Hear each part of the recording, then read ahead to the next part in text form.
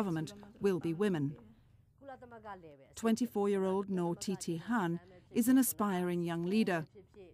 She was chosen to take part in the WLB training course from Karen State inside Burma, where in the past she's been used as forced labour by the military.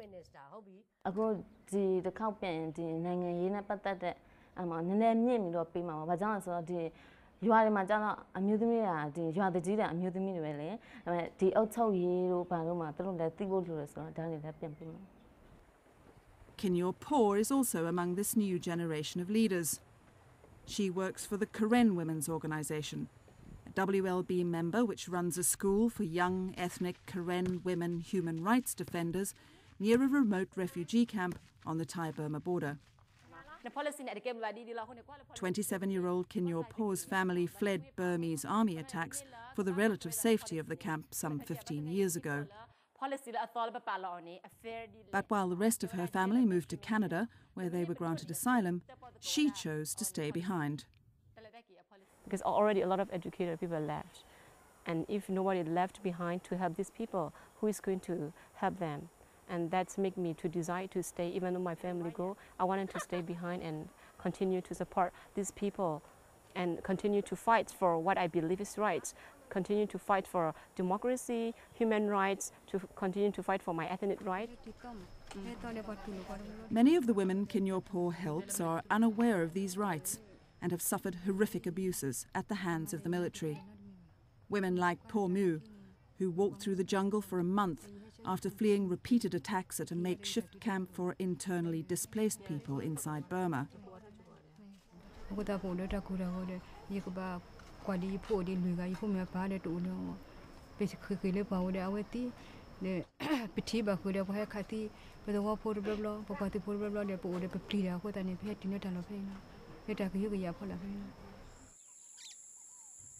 High in the misty mountains of far north Thailand, Cham Tong works with the Shan Women's Network, another WLB member, campaigning on behalf of ethnic Shan migrant and refugee women who've been victims of sexual assault.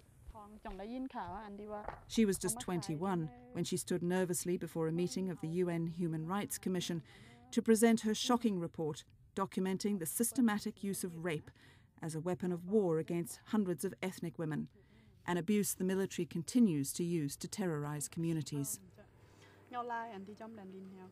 Cham Tong and the WLB collect first-hand accounts of rape.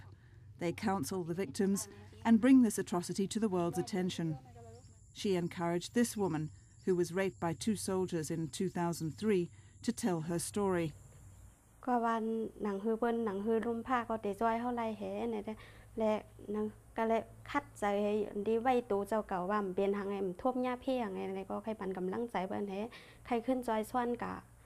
These are the women who refuse to be victims.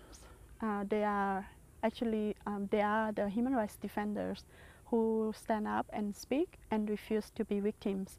And for us, these are the brave women, and these are the real, the people who make us, continue to do our work. The world witnessed the increasing role of women in the democracy movement when many joined monk-led protests in September 2007, in country-wide rallies resulting after the junta imposed dramatic increases on fuel prices, sparking severe hardship. These were the biggest protests since the 1988 uprising. Fantastic. I think, that we ought to celebrate the incredible courage of our sisters and brothers in Burma. But the demonstrations were again met with violence. Scores were injured, many went into hiding, while others, including women, have since been given severe prison terms. The WLB is pressing for the urgent release of women political prisoners, including prominent activist Neela Then, who was sentenced to 65 years in prison. I see these women political prisoners in Burma are really heroic. They really sacrifice their life, because the fight against the SPTC is really tough, and it really needs great courage. I think in general the people of Burma are afraid. There is a climate of fear. But within this climate of fear, I am very proud to say that there are many, many brave people. And the brave people are not those who don't know fear, who are afraid, but who carry on in spite of their fear. They also carry on, knowing their quest for freedom is far from over. Aung San Suu Kyi and the people of Burma have been at the front lines of the battle between liberty and tyranny for 2 decades, and still the military generals and government thugs show no signs of relinquishing their repressive control.